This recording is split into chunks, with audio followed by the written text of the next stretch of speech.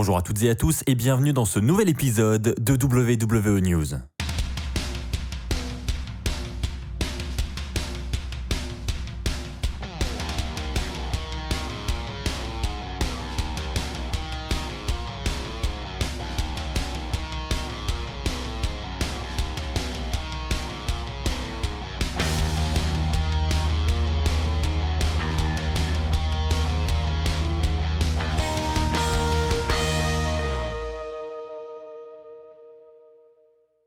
Bonjour à toutes et à tous les amis, c'est Axel de la chaîne YouTube WWE Fan France.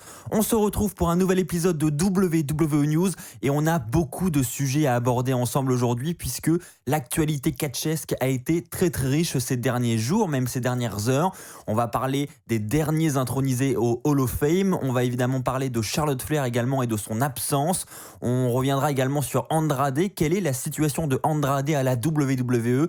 Lors du dernier épisode, je vous avais rapporté qu'il voulait partir, mais que la WWE refusait de le libérer. Bref, c'est parti, commençons avec la première news. Pour commencer les amis, nous allons parler de Charlotte Flair. Alors vous l'aurez sans doute remarqué, d'autant plus cette semaine à Raw, Charlotte Flair est absente depuis maintenant plusieurs semaines. Nous avons eu cette semaine du côté de Raw les débuts de Rhea Ripley qui a défié Asuka pour un match à WrestleMania pour le titre féminin de Raw. Et vous le saviez tout comme moi, Charlotte Flair avait déjà défié Asuka pour un match à WrestleMania, sauf que là le match a été officialisé en 1 contre 1, Asuka contre Rhea Ripley, donc visiblement Charlotte Flair a été mise sur la touche, mais alors qu'en est-il de Charlotte Flair ? Eh bien en réalité Charlotte a été testée positive au Covid-19 et donc évidemment lorsque c'est le cas, la superstar en question doit être placée en quarantaine et ne peut donc plus apparaître lors des shows hebdomadaires.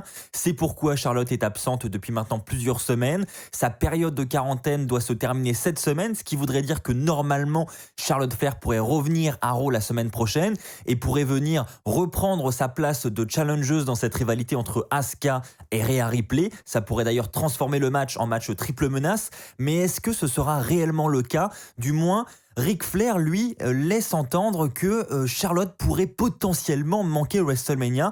Effectivement, dans un tweet assez énigmatique, il nous en dit plus sur Charlotte Flair. Il nous dit que évidemment, il prie pour qu'elle puisse se rétablir dans de bonnes conditions. Mais en plus de ça, il dit dans son tweet que WrestleMania ne sera pas le même show sans Charlotte Flair. Donc voilà, dans ce tweet, il laisse entendre que Charlotte va manquer WrestleMania alors que sa période de quarantaine va se terminer bien avant WrestleMania. Donc est-ce que Charlotte va réellement manquer WrestleMania, peut-être pour d'autres raisons, ou est-ce que elle va revenir cette semaine ? Du coup, on a le doute, on ne sait pas ce qui va se passer avec Charlotte Flair. N'hésitez pas à me partager votre avis dans les commentaires. Est-ce que vous pensez que Charlotte va revenir la semaine prochaine à Raw et donc s'incruster dans le match pour le titre féminin de Raw ? Ou est-ce que au contraire vous pensez que Charlotte Flair va bel et bien manquer WrestleMania ? Quoi qu'il arrive les amis, on souhaite évidemment un bon rétablissement à Charlotte Flair en espérant qu'elle puisse revenir le plus rapidement possible. Eh bien écoutez les amis, je pense que ça me fait une parfaite transition puisque nous allons parler maintenant du compagnon de Charlotte Flair, Andrade.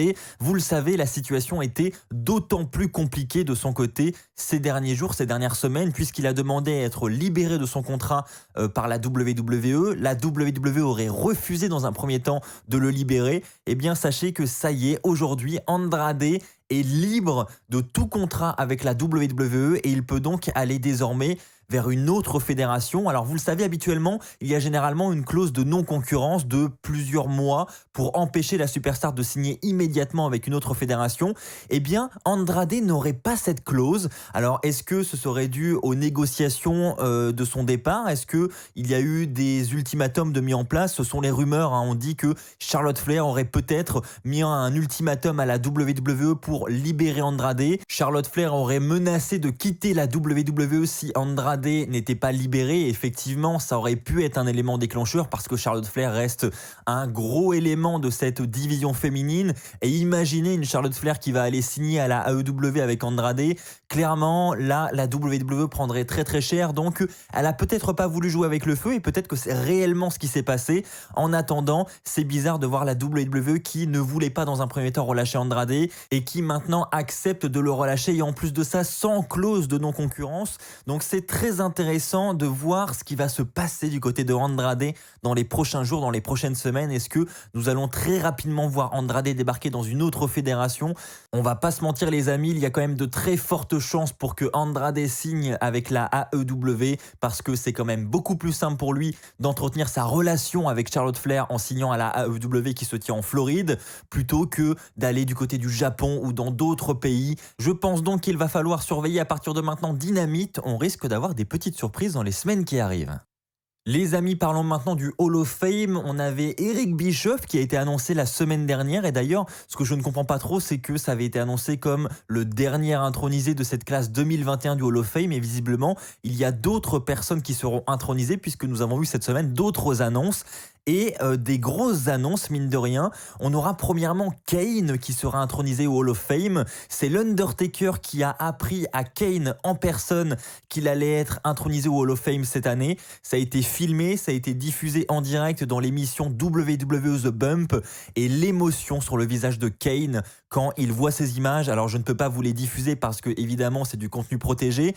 Mais si vous avez moyen de retrouver l'émission sur YouTube ou sur les réseaux sociaux, de revoir ce passage, honnêtement, l'émotion sur le visage de Kane, c'est impressionnant. Et puis même l'Undertaker, quand il lui annonce, on voit qu'il a limite les larmes aux yeux. Entrer dans le Hall of Fame de la WWE, visiblement, c'est le Graal pour toutes les superstars parce que c'était la même chose pour Eric Bischoff la semaine dernière. Dès qu'il l'a appris en direct, il avait littéralement les larmes aux yeux. Donc là, je suis vraiment très content pour Kane. Hâte de voir son intronisation.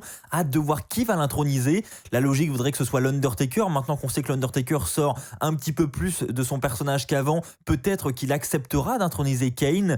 J'ai hâte de voir son speech, hâte de voir son intronisation. Et on a un deuxième intronisé qui a été annoncé, c'est le Great Khali. Alors là aussi, mais pour des raisons différentes, j'ai hâte de voir son intronisation, hâte de voir son speech également. En tout cas, félicitations à ces deux superstars pour intégrer la classe 2021 du Hall of Fame. Et enfin les amis, pour conclure cet épisode de WWE News, nous allons parler de l'après WrestleMania. On attend tous le retour des fans pour les shows de la WWE. On sait qu'on aura le premier show avec des fans depuis le début de cette pandémie, à savoir WrestleMania 37. Mais est-ce que nous allons également assister au retour des fans pour les shows hebdomadaires comme Raw et SmackDown juste après WrestleMania? Eh bien la réponse est non. Ça semble se confirmer de plus en plus. Vous le savez, la saison du baseball va reprendre. Le Thunderdome va devoir changer de place puisque le Tropicana Field où a actuellement lieu tous les shows de la WWE devra être disponible le 2 avril pour justement le début de cette saison de baseball. Et donc pour ces raisons, la WWE va devoir changer d'arène. Je vous en avais déjà parlé. Elle va donc aller au Yuengling Center qui est une arène qui n'est pas très loin, qui est toujours à Tampa en Floride. Et donc certes, ils vont changer d'arène. Ils vont rejoindre une arène qui est beaucoup plus petite où on a une capacité d'un petit peu plus de 10 000 fans, mais ça n'empêchera pas que la WWE continuera son concept du Thunderdome avec des fans présents virtuellement. Elle ne souhaite pas visiblement reprendre les shows avec des fans présents physiquement, et ce, au moins jusqu'au mois de juin.